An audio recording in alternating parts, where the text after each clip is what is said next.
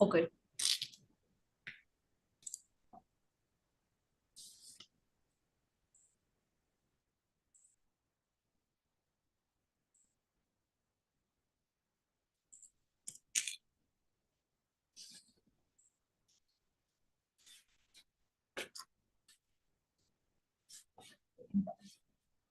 Embedding. Yeah, just doing that now.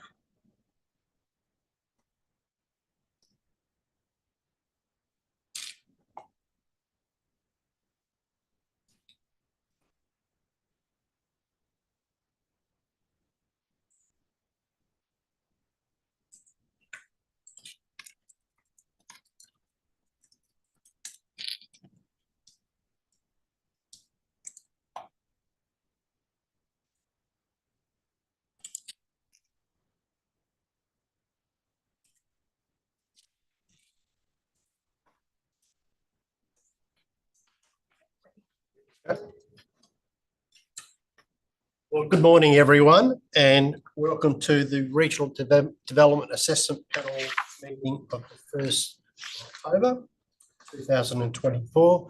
My name's Tony Arias and I'm the presiding member. The other panel members for this morning are Clayton Heim, who's a deputy presiding member, Canella Hope, specialist member. In relation to Part B, which is City of Kalgoorlie-Boulder, Councillor Winner and Councillor Dalla.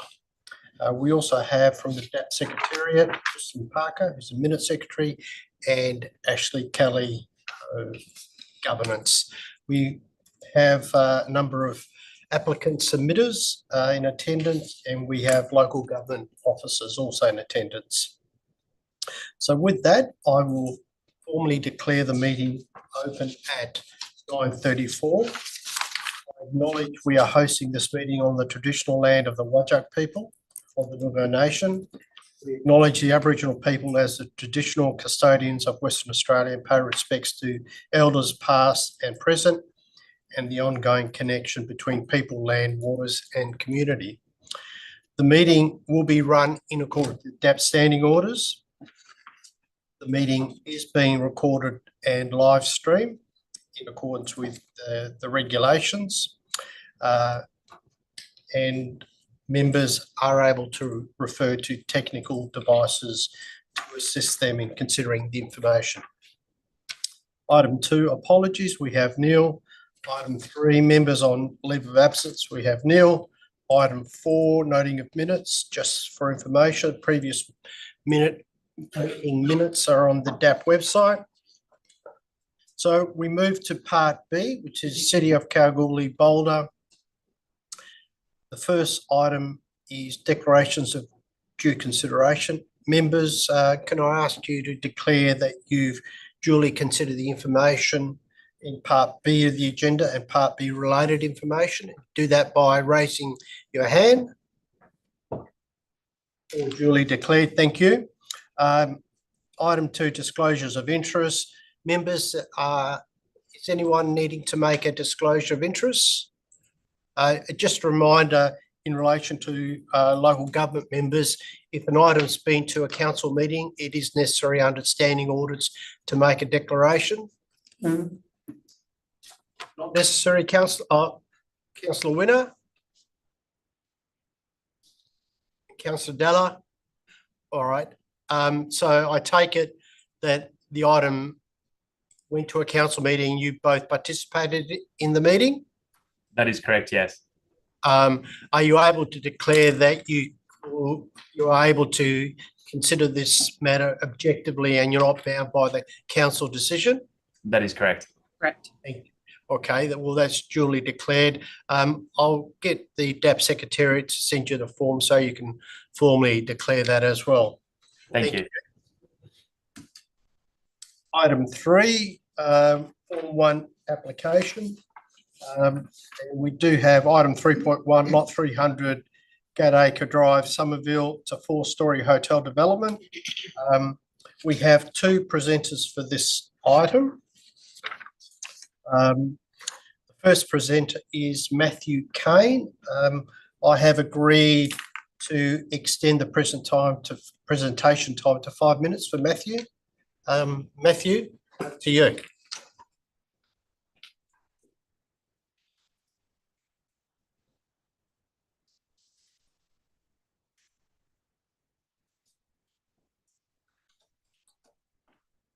Before you start, obviously your presentation and Paul's presentation have been circulated to members, and you'd be aware members have declared they've considered that. So given you've got 5 minutes, I suggest you focus on what you would like us to consider more fully.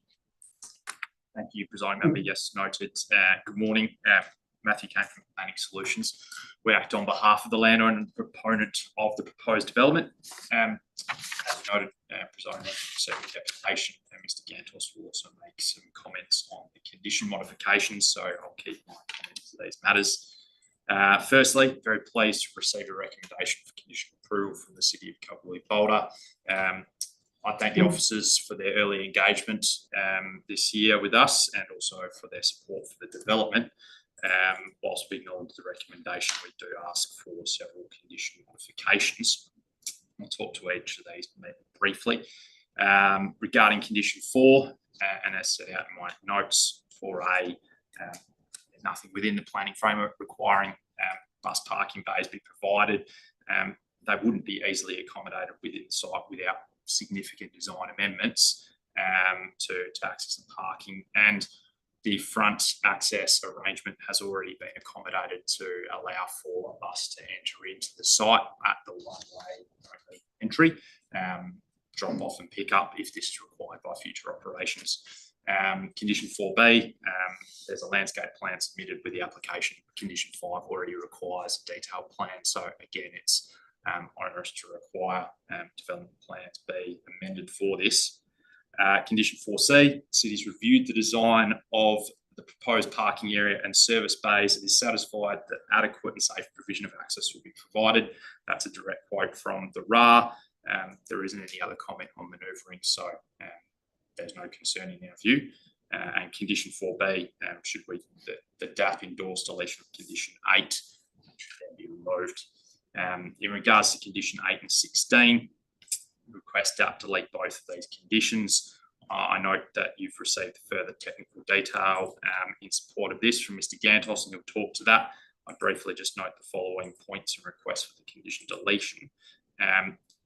The comments in the conditions is centred around main roads referral comments. Firstly, these are due regard only.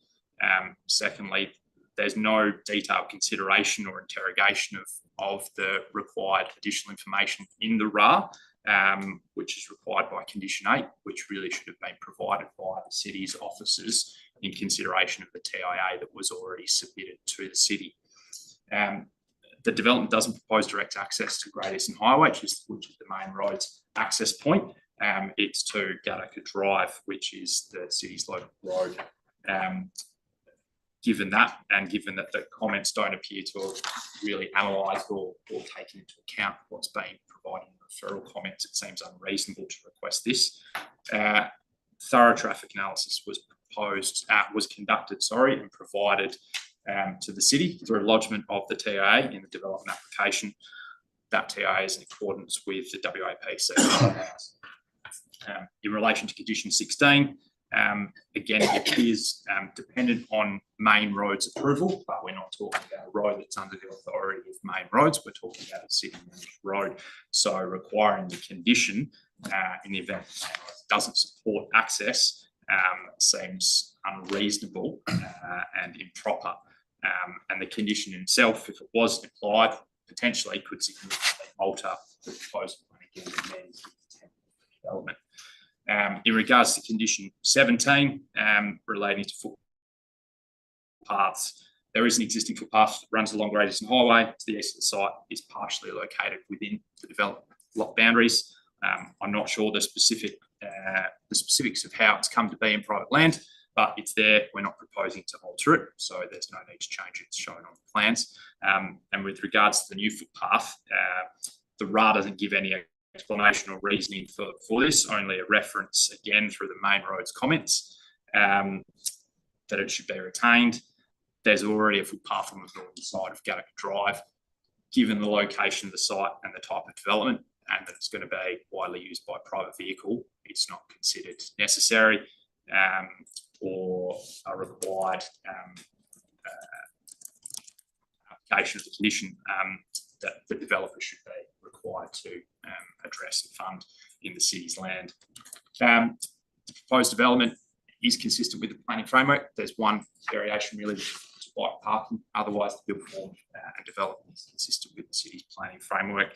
It's an excellent outcome for Kalgoorlie. It's in line with the zoning, the tourism zoning for the site, and will support the ongoing growth of the development and the region. Thank you. We hope that you will support the modifications as outlined. If there's any questions, we can address those. Thank you, Matthew. Matthew, I'm going to suggest that we leave questions till That's fine. Paul's presentation, Sure. and then perhaps you can both decide who's most appropriate. Thank you for that.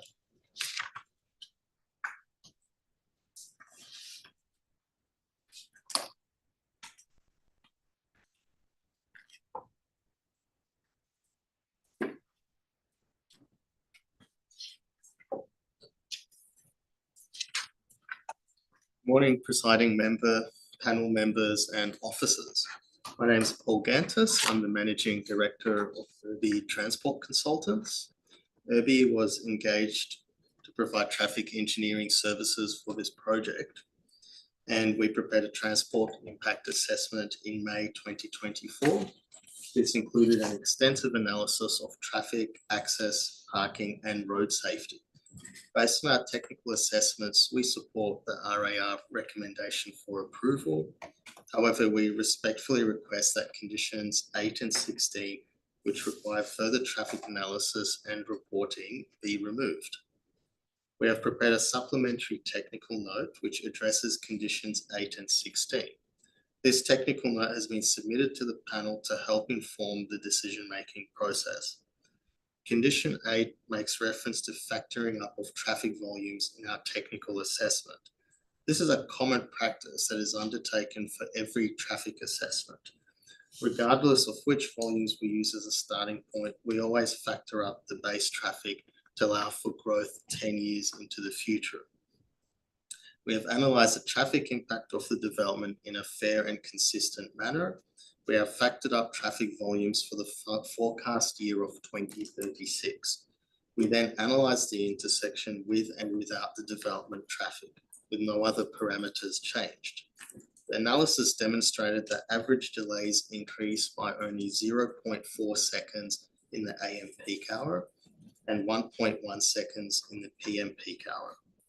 It is difficult to justify why we need to undertake further traffic surveys and analysis of the traffic signals when the development impact is so negligible. If we undertook a new traffic survey, it would be for a single day, and we know that traffic volumes can vary from day to day. There would be no added value in undertaking any more surveys and analysis, especially since we'd still have to scale up traffic to the forecast year of 2036. Other requirements in condition 8, such as performing intersection warrant assessments, are also not appropriate or applicable for the development, as we have discussed in our supplementary technical note. Further traffic analysis and assessment is not warranted. We respectfully request that delete conditions 8 and 16 as outlined in the city's RAR. Thank you for your time. Happy to take questions. Thank you, Paul. Members, questions of Matthew Kane or Paul Gantos?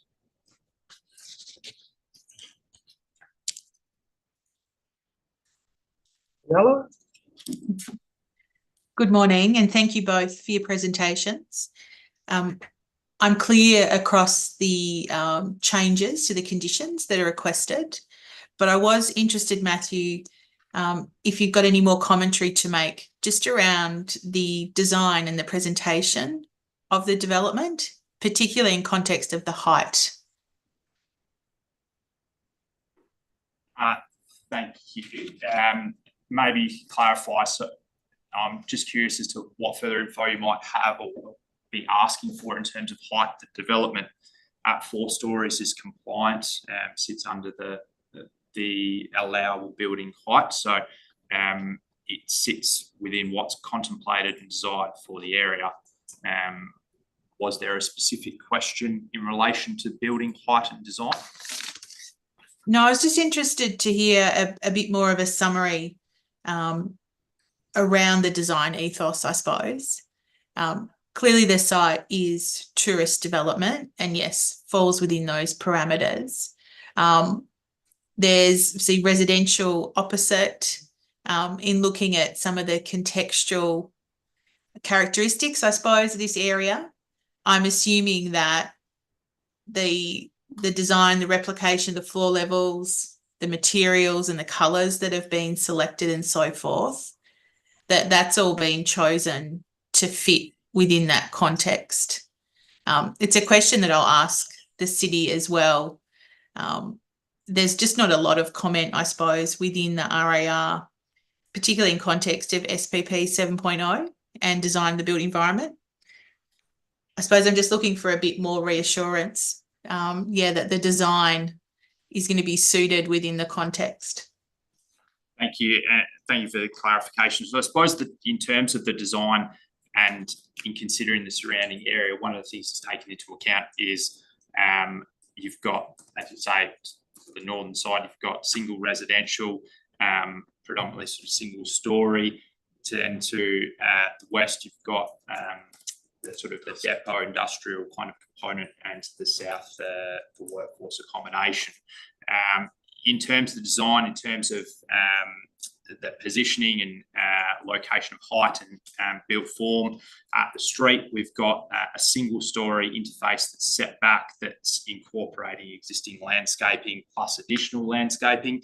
That helps to sort of keep that transition of across the road at single story coming through to our adjoining site, to our proposed site. It's again single story in keeping within that context, and then allowing for the hotel and the 200 rooms through the development contained to the rear of the site within the building.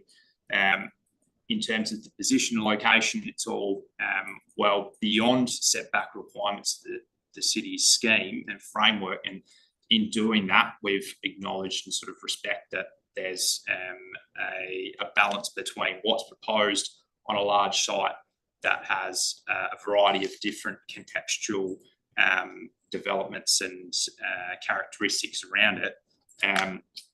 In respect of the design, the front obviously comprises amenity areas, the restaurant, etc. And then the main 4-story component is designed around sort of more of a modular built form across the 4 levels.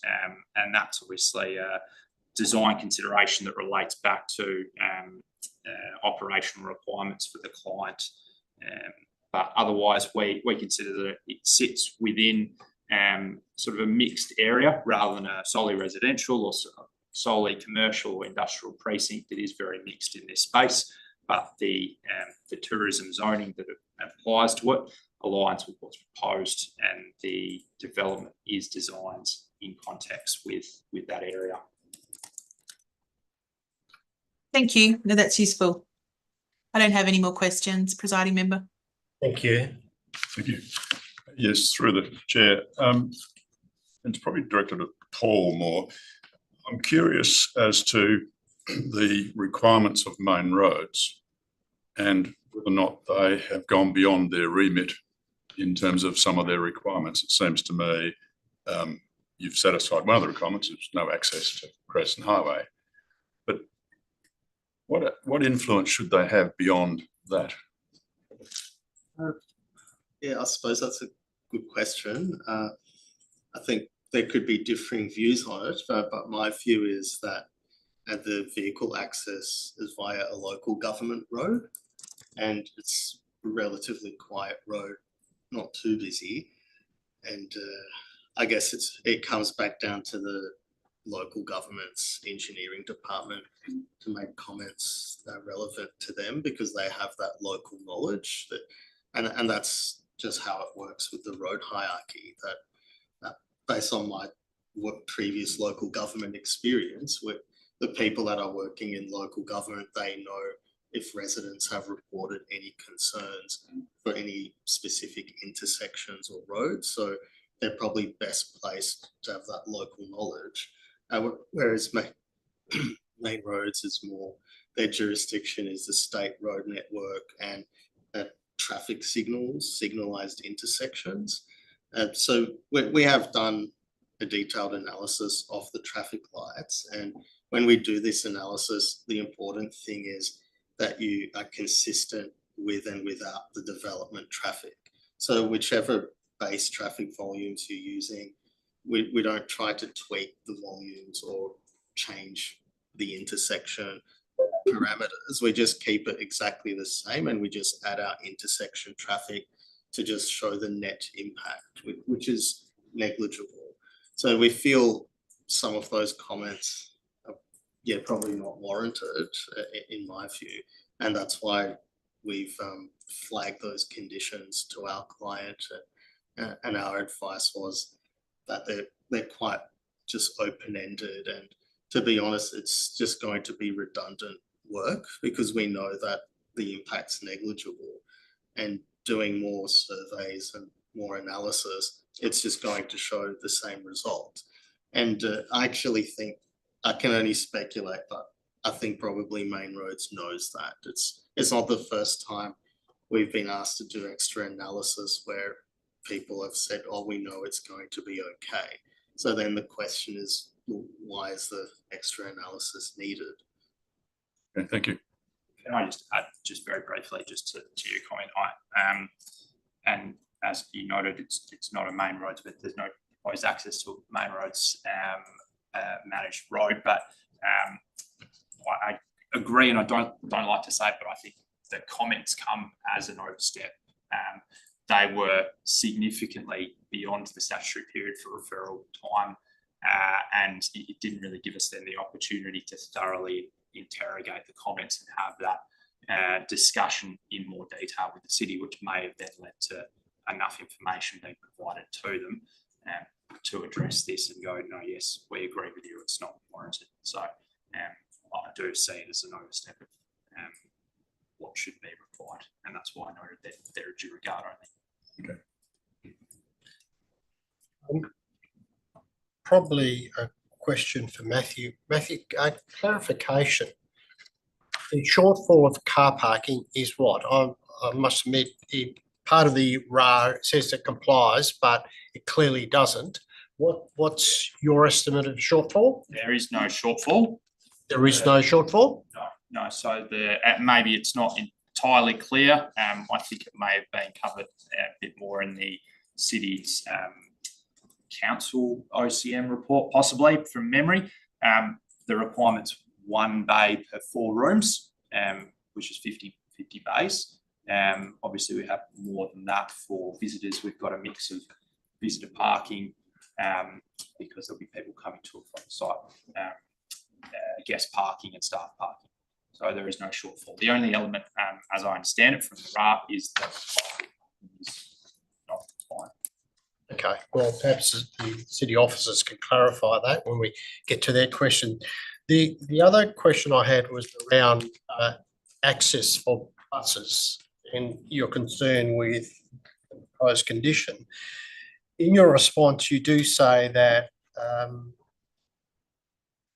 you've provided for access, bus access to the site. Can you just clarify, or you or Paul, what form that takes? I can maybe clarify it very briefly.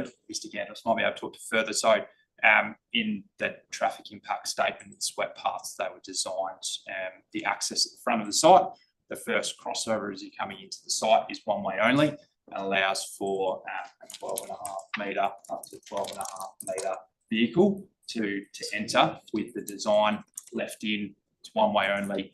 It can then stop at the front of the site and then exit out the other crossover. So yeah, might be able to talk to that further, but there is a swept path in the traffic impact assessment in the report towards the end of the TIA.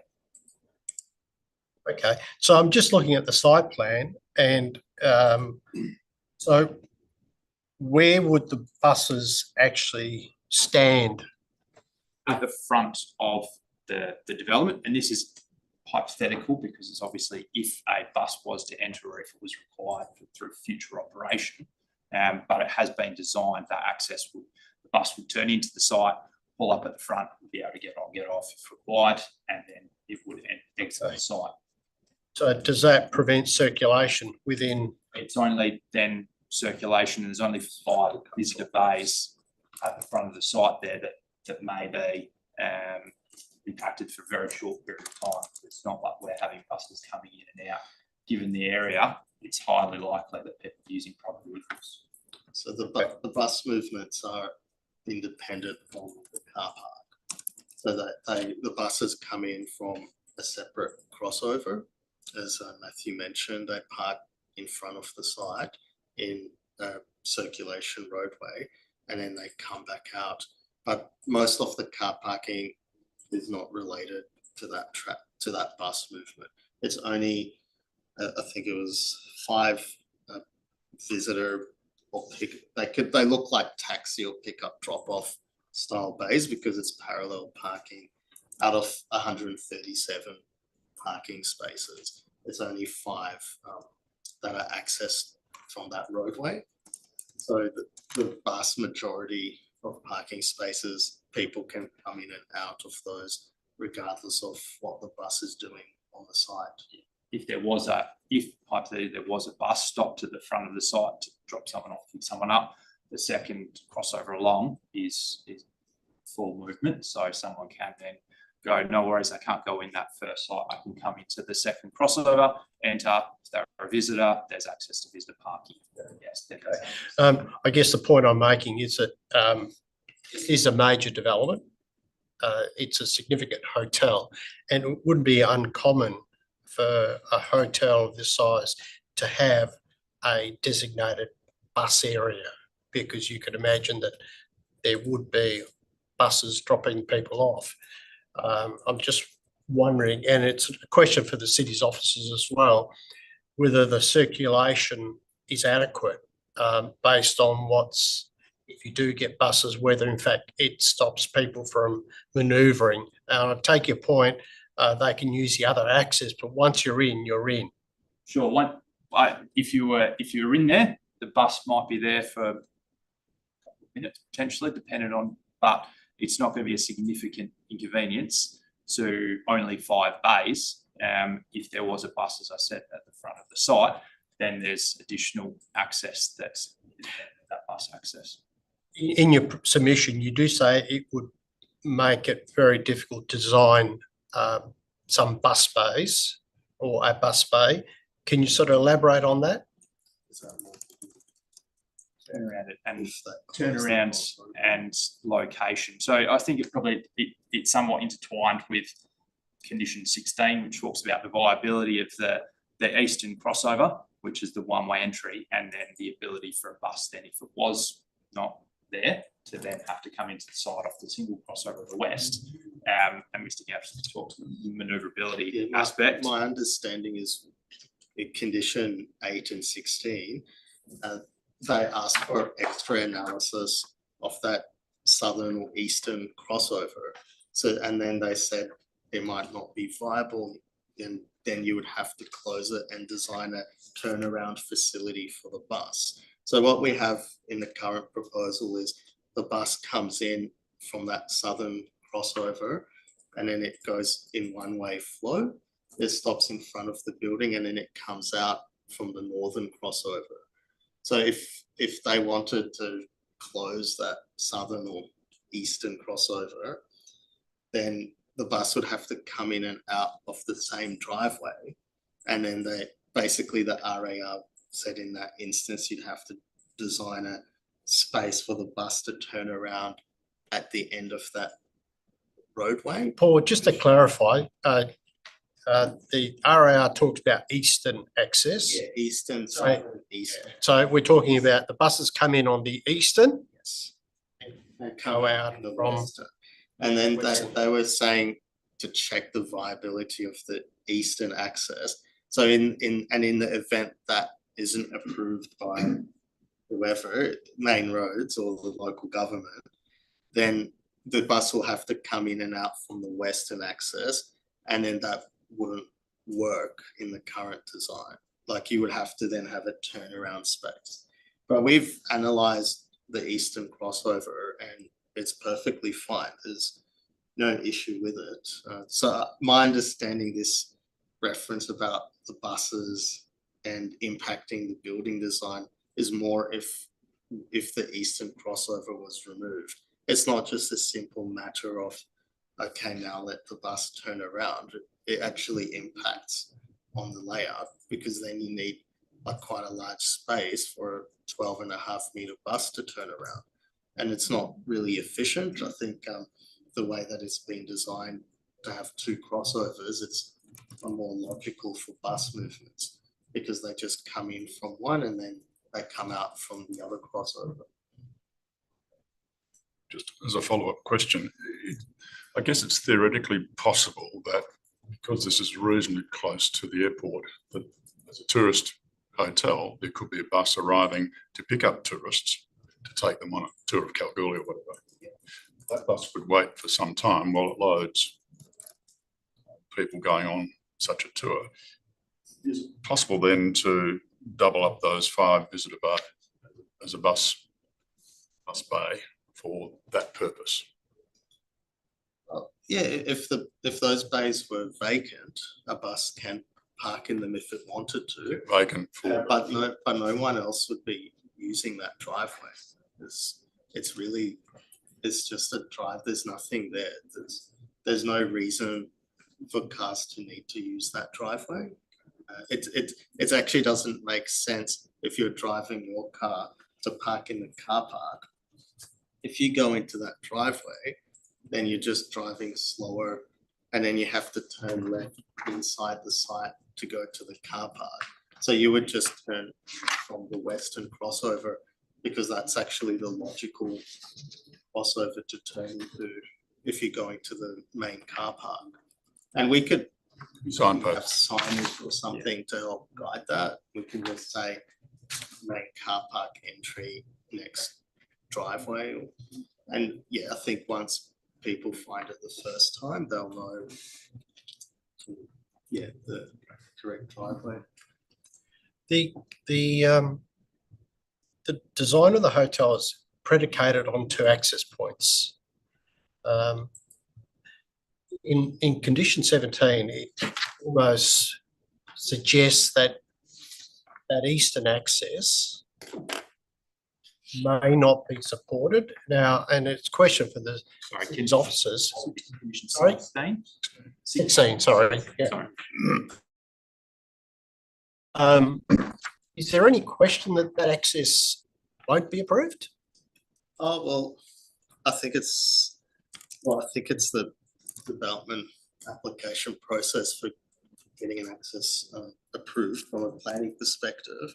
But in terms of the traffic function, there's almost no traffic using that crossover. Most of the traffic uses the western crossover, which leads to the vast majority of parking spaces. So really, in my view, there's no reason not to approve that eastern crossover. And in terms of distance from the traffic signals, it's based on the main roads driveway policy. That's not even a factor, because you're only having entry traffic. So when it looks like, when the driveway policy talks about how far away is the driveway from the traffic lights downstream, it's concerned with cars exiting from the driveway. Whereas this eastern crossover is entry only, it's not exit. So there's no technical reason not to approve it. And we've done the transport impact assessment, which justified that, and then we've prepared a supplementary technical note to specifically address the queries that were raised in the RAR. And yeah, we've looked at that. It's in our supplementary technical note. We've looked at the requirements for separation to the traffic signals. That's all okay. And the traffic volume is really negligible using that eastern crossover. It's entry only, it's not even two-way, and it's mostly left turn entry, which you don't need to give way to any traffic that's going to the site. You just drive and turn left in. So you don't need to stop on Gattaca Drive. You don't need to give way to anyone. It's literally, you just slow down. You're not driving too fast anyway. You come through the traffic lights, you slow down a little bit, you turn left in. In terms of the practical, the configuration, the geometry of the crossover, we've prepared the swept paths for the 12.5 metre bus. So originally we did give feedback to the architects and we told them make it a little bit wider, and also the road had to be pushed further into the site because when the bus comes out, it's essentially doing a U-turn. So it comes out of the internal road, it turns right, and then it turns right out of the western crossover. So that's basically the bus doing a U-turn to come out. And for that reason, we informed the architects move the whole roadway further into the site, further away from Gattaca Drive, so there's enough space for the bus to make the turn. So that's all been considered. We know it's, yeah, in my view, it's all been covered. Traffic analysis, design assessment, swept path, that's all been done. Members, Ms Hope? Thank you for that explanation. I suppose in my mind, the issue here is that, and I agree with the presiding member, that it's quite reasonable for a hotel to need bus parking. So whilst the assumption might be that a lot of buses will just come through and leave, I think it's quite reasonable that if there was, groups, tourists arriving in a bus, the question is, where does that bus park overnight? And whilst this side is tourism, opposite is residential. It's a bit of a mixed use sort of area. So I suppose what I'm wondering is whether there's other car parking bays that could be accommodated in that front one-way drive-through area for drop-off in a car, and then you park your car around the back, and whether those 5 bays at the front or some of them are actually nominated for bus parking. So what happens if somebody does come for the night and they need to park their bus? Where does that bus get parked? Yeah. Thank you. Look, I suppose in my mind, I don't necessarily see that there's going to be, and I could defer to our clients as the future operators, but I don't necessarily see that there would be the intent that there's going to be buses parking overnight. It's designed as a drop-off pickup arrangement, and more likely that's why we've provided more occupant parking, that people will come in small cars and SUVs to the site. If there was someone who was being picked up or dropped off by a shuttle service or something, it has been designed to allow for that. Perhaps if there was a concern or a query from the members, perhaps the best way to address that with some further detail would be through the operational management plan under condition 15, and the advice note associated with that, which is advice note 5, added an additional matter relating to the management of bus access and parking. And that way that detail can be considered later by the future operator and addressed at that time. Okay. Well, I suppose in my mind, there's 2 options. Either you need to accommodate at least a bus park in the front in the event that somebody needs to park overnight, or there would have to be a condition that says no bus parking in vicinity, really, the hotel, which is a bit difficult. I guess in my experience working on numerous hotel projects, I haven't worked on any hotel project where you have long-term bus parking. It's usually just like a temporary standing area or what they call bus zone, where the bus just pulls in to drop off passengers or pick up, and then it moves along. Unless the client specifically needs overnight or long-term bus parking bay, they might request that, and then we would give advice to the architects if needed. But just by default, I've never worked on a hotel project that had that in the plan myself. Yeah, look, I think it depends who they're catering for. I think the presiding member and I were involved in the workforce accommodation that abuts this, that specifically accommodates bus parking and bus turning within the car parking area. I think it's quite a feasible thing for a hotel that there needs to be something in place to accommodate groups coming and going. And what happens to those buses if they need to stay overnight? At the moment, it's not catered for. And if those front bays are full of other cars, it pushes that parking out into the residential street, which, accepted, it is a bit of a mixed area. I think as a panel, we'll just need to resolve that and how that might be addressed in the conditions. But I'm interested, presiding member, to hear the city's view on that matter as well. I'd agree with that. Can I just make just one brief comment just in response to Member Hope's comments just regarding the use. I think they're two very different uses. What's been approved next door, which is workforce accommodation, and so it directly links to maybe there is a need for them to have the ability to have buses come and pick people up. But in a hotel, it's an entirely different land use where we're expecting that, you know, if you come to the airport and you want to travel to the hotel, you're either likely going to do it by taxi. I'm not sure there's Uber in Kalgoorlie, or private vehicle. So the two different uses, they can't be compared apples to apples. They're very different. One is being specifically designed for the purpose of providing a large number of people to go to and from A to B and back to A.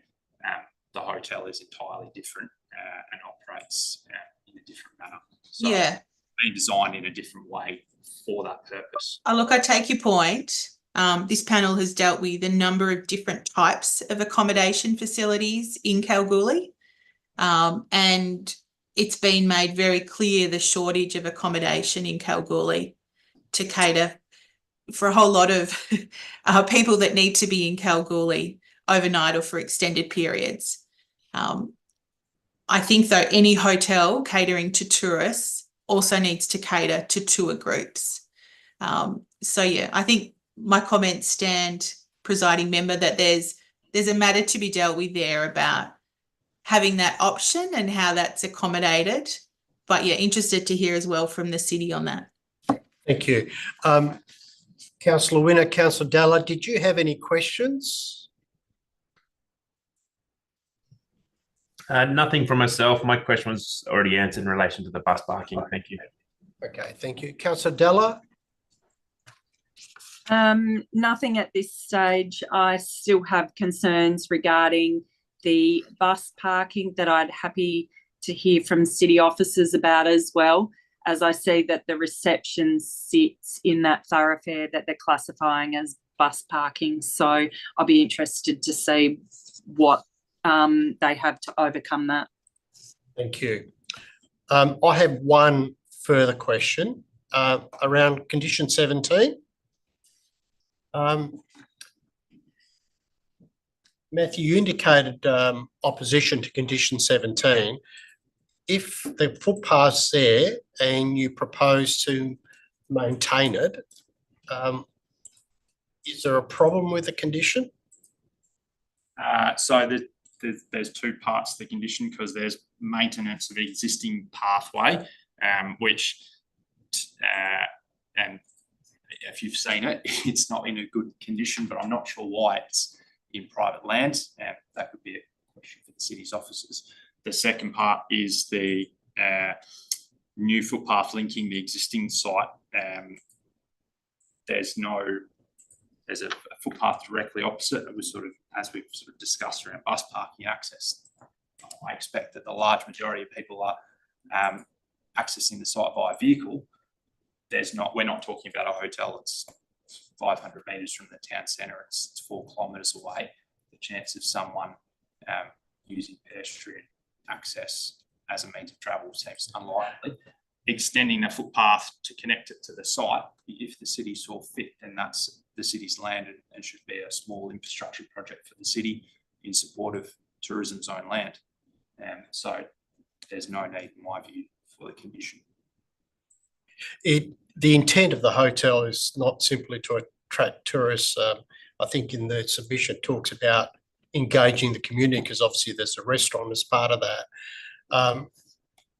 Can I suggest, and it is a question to you, with these major developments, it's not uncommon to upgrade those sort of local amenity facilities. So you're suggesting footpath may not be in great condition, and noting it's in private land, but it wouldn't be uncommon for there to be a condition that reflects a greater intensity of use around that site. I think, and with respect, I think if we were asking for a significant development bonus or some, reasonable discretion, absolutely, you'd say, we can do this. The footpath that is proportionally within our site, it looks like it's the city's piece of infrastructure.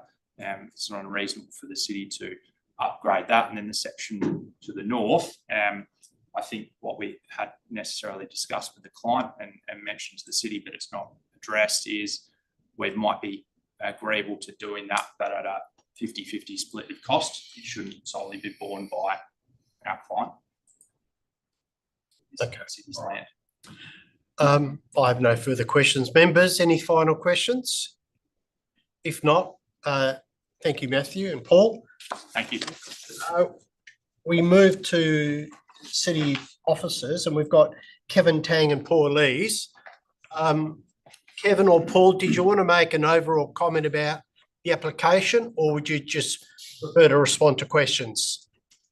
Presiding member, if I can, as Manager of Development and Growth, and Kevin being our coordinator of statutory, if I can make some comments, some general comments, please, around the proposal, and then Mr. Tang might like to respond to some questions, and I can support as and when necessary.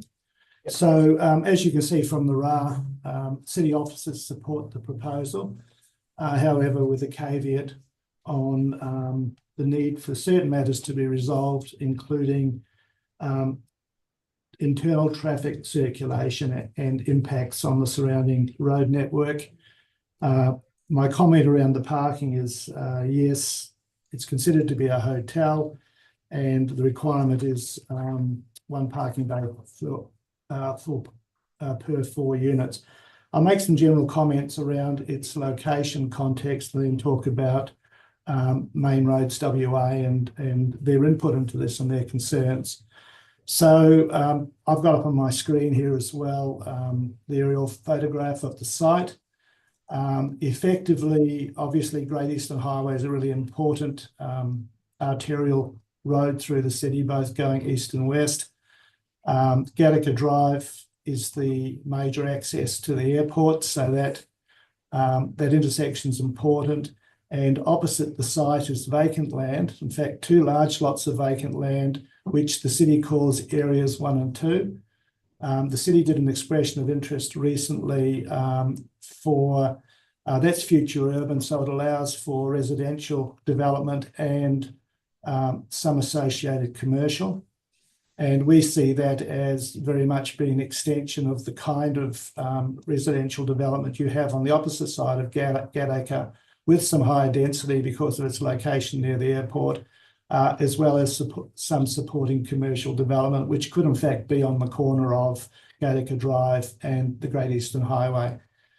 In terms of the site, we were pleased to see that the proponents wanted to keep much of the vegetation to that corner of Gattaca and Great Eastern Highway. It's quite mature vegetation when seen from the ground. They are remnants of obviously regenerated woodland, which is extensive north of Kalgoorlie, north and east of west of Kalgoorlie. And it was good to see that they, in designing the site, wished to retain a significant number of large trees, which retains much of that character that is present on the corner. There are similar trees on the opposite side of the road on Area 1, and obviously the future of that area and its existing landscape is something to be determined later on. But the site, when you're going, I'll say west, but I'm meaning southwest. When you're heading out of town, basically Gattaca Drive is the transition from a residential environment, a predominantly residential environment, past this tourism site through into, as noted, workers' accommodation site, which is adjacent to it, and then into the industrial, very heavy industrial area, which is present for another few kilometres until you head out past the Linus site, out into the general woodland environment. So it's quite an important site, and I believe it's a transition site from Kalgoorlie residential, or Broadacre, the Broadacre area residential through to the industrial area. We were pleased that the retention of the trees would help maintain the character of the area, and we had no issues with the design per se of the development and its position. North west of the site is a transport depot. You might have seen that doing your analysis of the site. That transport depot receives a high number of large trucks, some of them with multiple trailers. And one of the concerns that Main Roads had in terms of the safety of the access and egress associated with the proposal was, in fact, that a number of those trucks, obviously, if the lights allow them to, they will make a fairly rapid left turn off the highway, past the site, then into that transport depot site, which does receive high volumes. And if you look at the aerial photographs, there is a significant amount of activity on that site, including multiple trailers and goods and pallets and other things happening there. So one of their concerns in wanting to better understand how the intersection functioned was a concern that with the access egress arrangements to the proposed development is that there could in fact be some queuing for vehicles waiting to turn left into the site, depending on what was happening inside of the site. And their concerns then that there might be vehicles sitting out on the carriageway waiting to turn when you have large truck vehicle movements coming around that corner. So we're not traffic engineers. We rely very heavily on Main Roads. Yes, their submission was outside the 42-day period.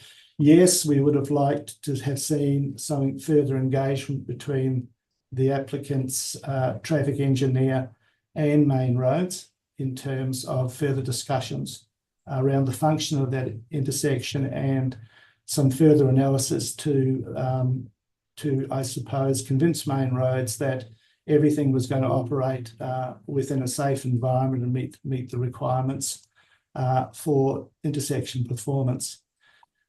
We are of the view that as a hotel, it will have buses parking there for short and maybe longer terms and possibly overnight. It's very unusual for a hotel not to have a bus parked outside. It's relatively close to the airport. It's available to bus companies that are going east-west as an alternative for accommodation. It would be the only major hotel close to the airport and directly off Gattaca Drive. So we were of the view in looking at how the site operated in terms of traffic movements to discount the option of how buses might access and egress the site and where they might park and how you might have safe and efficient traffic movements within the site was quite important. I will also note that You will have people accessing the site for the first time, whether it be taxis, whether it be family dropping people off, whether it be people travelling, that will be accessing the site for the first time and getting to understand where they park. You will also have people outside what you'd have as a normal porte cochere, where people in fact are being dropped off and sometimes checking in while family waits for them or comes to collect them. And they're all normal movements associated with a large hotel. We don't believe this is anything different to that. On the matter of the footpath, the close inspection of the site shows that, yes, the footpath... Kevin, sorry to interrupt you. You went silent for about a minute. So would you just like to backtrack a little bit? Yes, okay. Yep, sorry about that. We're of the view that there will be people accessing the site who are new to the site, whether it be people travelling by private vehicle or whether it be taxis, minibuses, and that they'll need to understand how the site works in terms of safe traffic movements and where they can go and how they should park.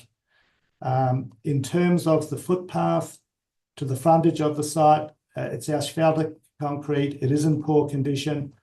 We don't believe it's unreasonable that it be upgraded. Yes, it's partly within the site, but that's not unusual, and it's adjacent to their landscape zone. And you may have noticed that for the workers' accommodation next door, part of that development was the upgrading of the footpath, which in fact is I think it's a 2.1 metre path, might be 2.5, but it's definitely greater than a standard 1.2 metre footpath. We're finding that more and more people are choosing to travel by non-vehicle transport, whether that be bicycles or by powered scooters, which are very popular to get into town, which is only a few kilometres away, or get to the eating areas which are just east of, or sorry, I should say that are north of or northeast of the site on the highway. So there's a number of eating areas and pubs before you get to the centre of town, and it's not unusual for people to travel by scooter. So I think the concept that the only people using this site will be by private motor vehicle and public transport probably could be questioned. I think I've pretty much covered all of the issues just from that sort of hovering from that point of view. I suppose my last comment is that main roads have concerns. The proposal does address the highway, and while the access and egress traffic arrangements don't relate directly to the highway, they do have, we believe, impacts on the highway, as I've raised those matters. And I think the comments of main roads are relevant, and that so we propose conditions through to the lack of time to resolve those with the proponent that would allow those to be addressed going forward, and for the application to be approved should the panel wish to do so. Thank you, Kevin. Kevin, before we go to Paul, so it's Paul Lees. Kevin will answer. Oh, sorry. Yeah. Thank you. Before we do that, a point of clarification. Obviously, as part of one of the obligation on the DAP is to issue a decision that has a degree of certainty. Yes, absolutely. And I'm just wondering whether your comments about main roads and the proposed condition lack that certainty. And are you suggesting that we could end up with an approval that doesn't have an eastern access into this site? Yes, presiding member, I think should you wish to impose that condition or something similar, that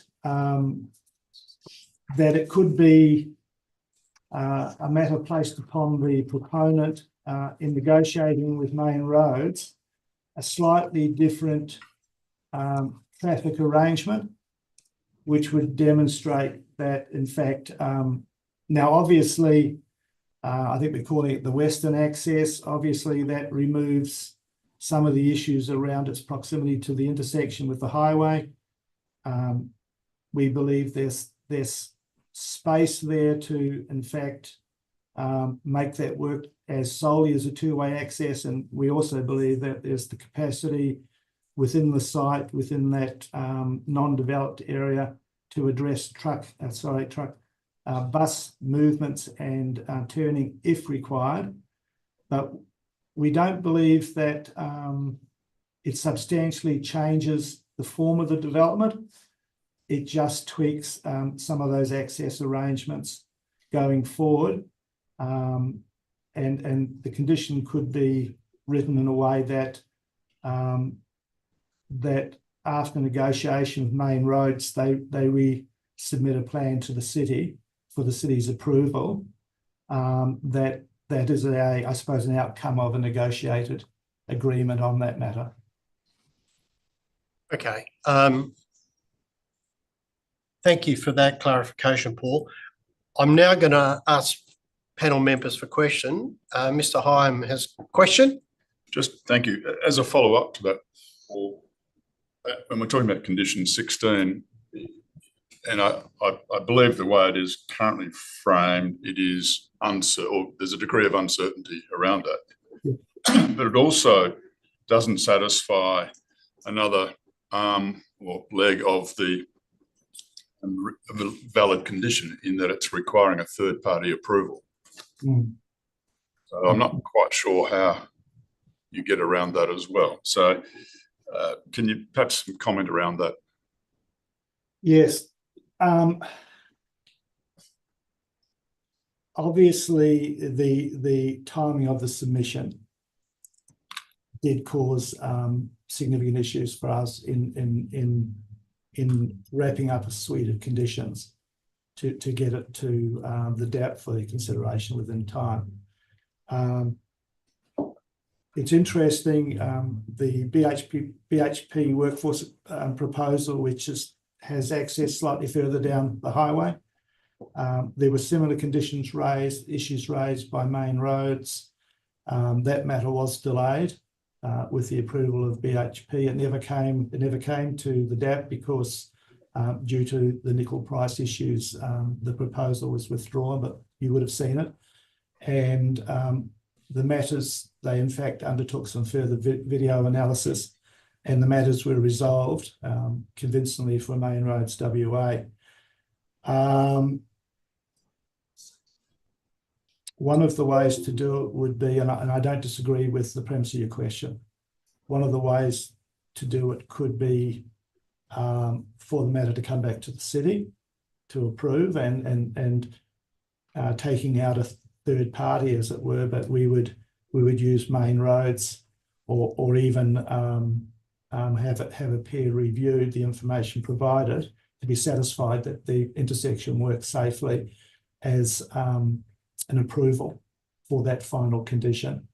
But look, I agree with you, it's not ideal, and I won't try and make out it is. It's the best we could do. Just as a follow-up then, it seems like the applicant's traffic engineer has presented a case where he has looked at that entry in relation to the intersection and argued that it does fall within requirements. And maybe this is for Kevin, and I apologise if we're moving to Kevin now, but is their argument not correct that they presented in that additional technical note? I'll just finalise that one and then we'll move to Kevin. There's two things in that. One is that Main Roads have concerns still. We did have quite a conversation with them about this, and they saw the conditions that we wrote and were satisfied that it was possible to resolve that issue through conditions. Secondly, we've had a scenario put to us where almost we're asked to believe that there'll be no buses entering or exiting the site. And I'm not convinced that that's the case. Thank you. members, questions? Ms. Hope? I take the points around the lack of certainty and the third party involvement that's required potentially to solve this. I suppose the part that I'm still not totally clear on is the extent of change that's necessary perhaps to satisfy main roads. I suppose the panel has various options before it today. One is to approve the development and either accept or reject what's been put forward by the applicant. An option is to refuse the proposal, and a third one is to defer the proposal. In deferring it, so we need to be clear on exactly what it is to be resolved. I agree that there's an issue around bus parking. I don't accept either that a hotel, particularly a new purpose-built hotel, I believe it needs to accommodate a level of overnight bus parking, that's important. But I suppose I'm just not clear on how this traffic issue could be resolved. You know, is what Main Road's suggesting actually reasonable? I understand the highway and the intersection is under Main Road's control, but this stretch of Gattaca Drive is not. That's part of the city's responsibility. Can you just maybe elaborate a bit more on what Main Roads are suggesting in terms of the level of change that might be needed? I think we need to get a handle on what that might be. You want to speak to this? Ken? Yeah. Unfortunately, the city has good morning, everyone. Has invited Main Roads officers to attend this meeting, but because the short notice they couldn't make it. So basically, I think from Main Roads advice that which is quite comprehensive and it requires some further analysis to be done, and also some further CEDRA analysis to be undertaken by the applicant. We note that the proposed new development will bring 1,672 vehicle movements a day to this local road.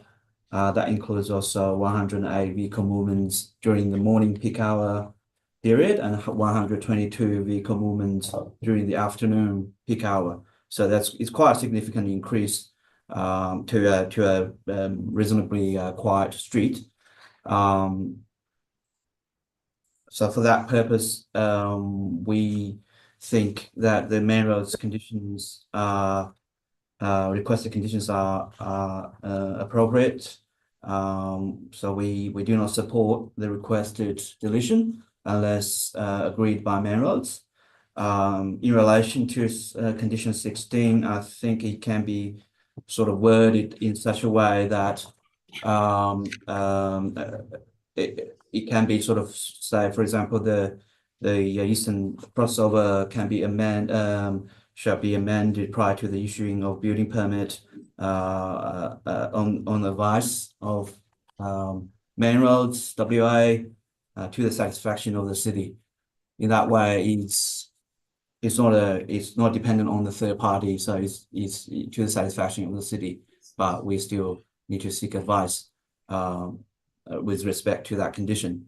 In relation to the requested deletion of condition 4, the city does not have any objection to the removal of 4B and C because they've been dealt with in the subsequent conditions. But we do object to the removal of condition 4A and 4D, which relate to bus parking and also the changes that are required following the further information provided by the applicant. And I think if I could, presiding member, I would add the fact that the city doesn't have in its employ a qualified traffic engineer. So we either obviously seek the advice, the important input from Main Roads if it's something that's associated with the highways, or we would seek advice from a third-party traffic engineer for expert advice. Just there's this discussion around Great Eastern Highway. Obviously, that is within the purview of main roads. The RAR indicates that main roads have no objection to the development. They do make some qualification around the access.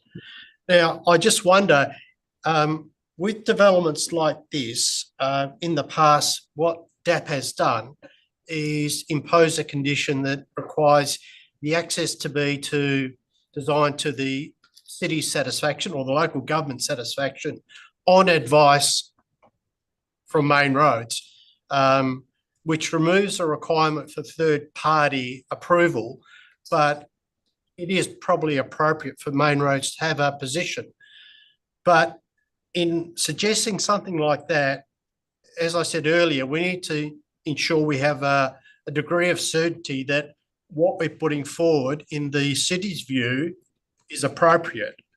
And I guess we need to get to a position. We've got a recommendation in the RAR to approve the application, and that includes the eastern access. In your view, a different condition, as I've suggested, is that going to be satisfactory? Presiding member, yes, I believe it will do. And it may result in the fact that access egress arrangements can continue. But as I said previously, I don't believe that if a change is required, I don't believe it actually substantially changes, the scale and bulk and form of the development. However, it does resolve a potential traffic impact matter, which main roads, as you say, give in principle support. However, I suppose thereafter a bit more comfort, I suppose, that it's all going to work fine. Just as a follow-up, if I may, then if you add the 2 bus bays into that, doesn't that substantially change what we might or might not be approving?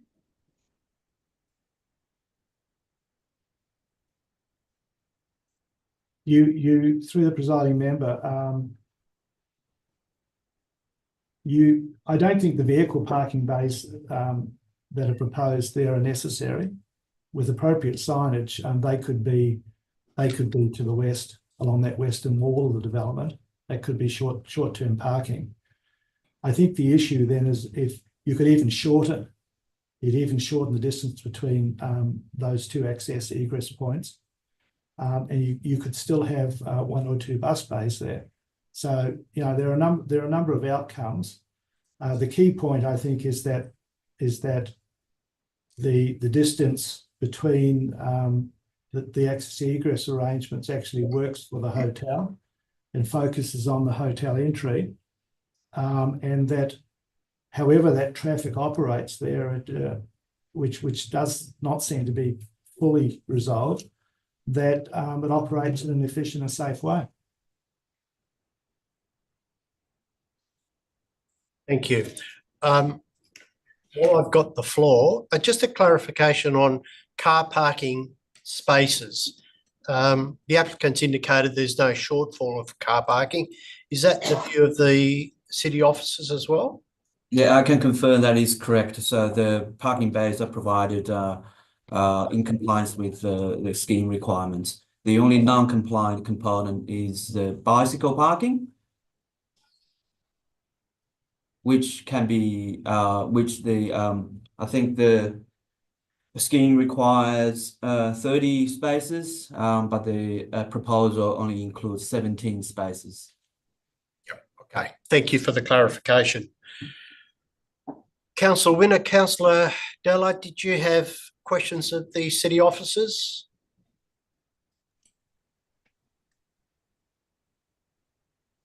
None for me, thanks. Thank you. Nothing from myself, thank you. Members, any other questions of the city officers? All All right, in that case, Kevin and Paul, thank you. Thank you. So we now move to the actual item. And we have a recommendation, the RA, to approve subject to conditions. Members, someone prepared to move the motion in the RA?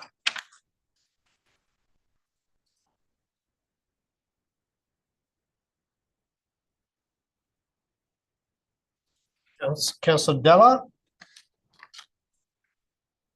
A seconder, please. Members, the motion will lapse unless I will second it, in which case. Councillor Della, did you want to talk to the motion? No. Okay, you don't want to provide any reasons for the motion?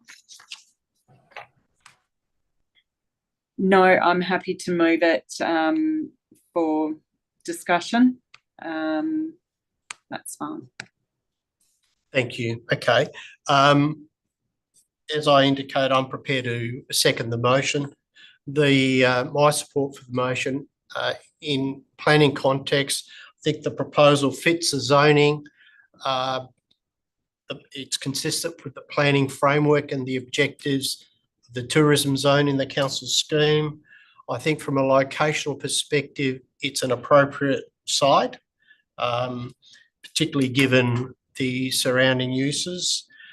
The issue around access, which we've discussed quite a bit, is probably a little bit of a concern, and I would prefer for it to be better clarified. But in supporting the motion to approve, I do note that Main Roads has indicated no objection in principle.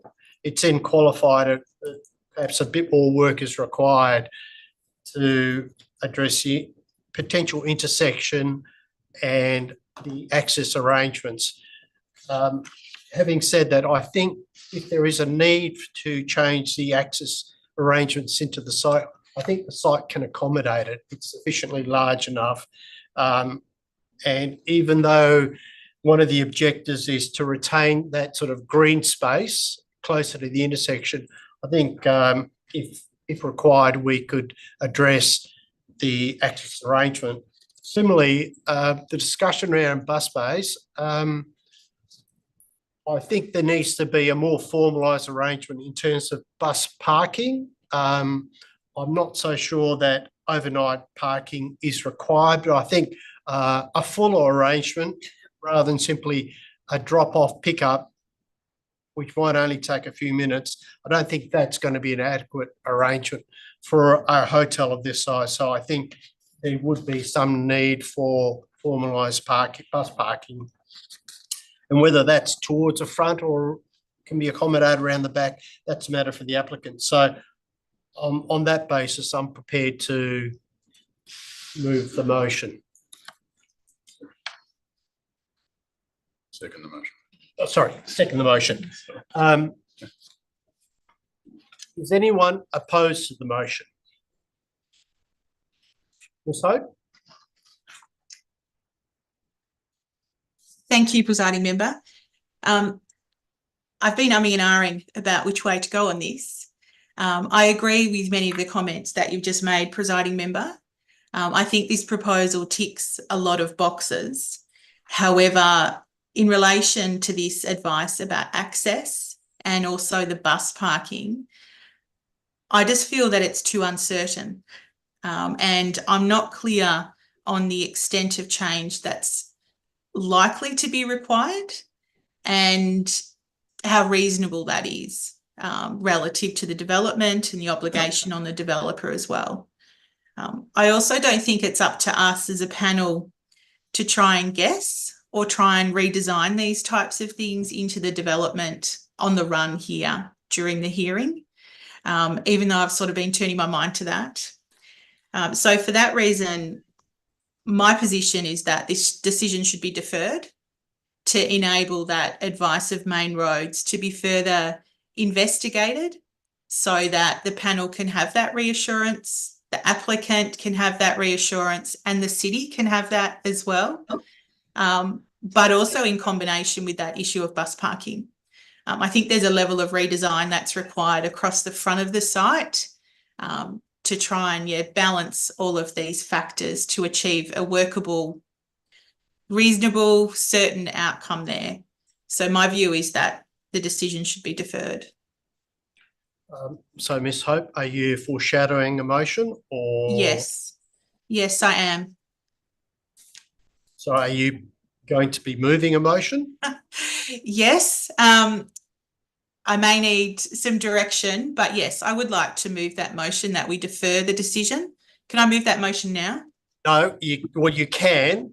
Just a point of clarification, it'll be a procedural motion. Yes. If you choose to do that. So if you're at liberty to make a procedural motion now. Yes. Okay.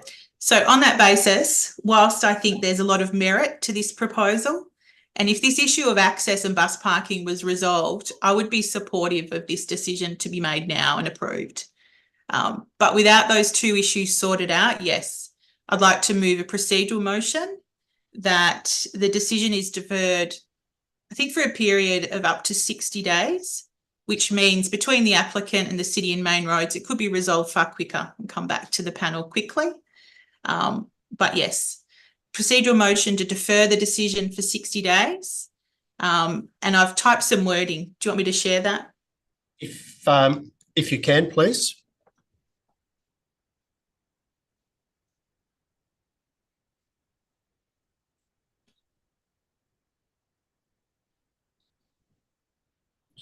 To 60 days. Yes. Can you read that on the screen, or do you want me to read it out? Can you enlarge it a little bit? Aha, that's fine. How's that? Yes.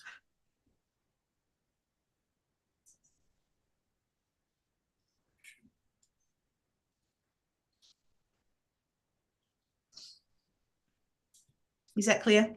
Yes, it is. Now, I'll seek a seconder for that. If that is for up to 60 days, I'm happy to second that. I'm happy with that change. Okay. Given it's a procedural motion, there's no debate. I will simply put that motion. All those in favour? Okay.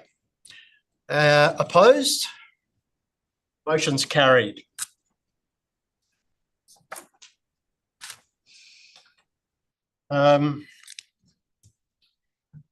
So we'll move to item 4, which is Form 2 applications. We have nil. Item 5, SAT Section 1 reconsiderations. We have nil. Part D, other business, SAT applications and Supreme Court appeals. They're listed on the agenda. Item 2, general business. Members, is there any general business? No. In which case, we move to meeting closure. And thank you for your participation this morning. I declare the meeting closed at 10:55.